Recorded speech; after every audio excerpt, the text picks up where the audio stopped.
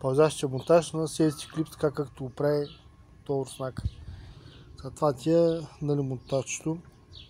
Фаното е за бързата връзка. И Safety Clips.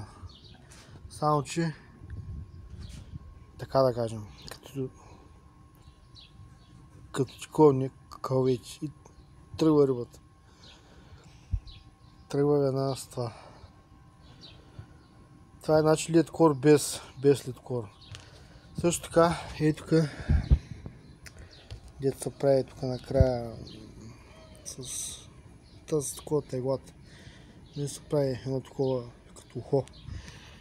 Това ухо, значи евентуално тя наша рибата дърпа и тук става вече по-дебило. Нали?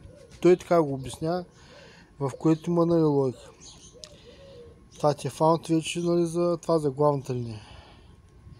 И това, като се набие тук вътре, е така. Само тук да не го измъкна. И от този край ти рибата, тя, нали, постоянно дърпа. И по този начин, уловото тук се набива в този край на този целият повод. Защото ако е тук и тя рибата е така, нали, постоянно като се тръска, иска да се освободи и се еба майката на устната. И по този начин има много често се откача. Това е горе-долу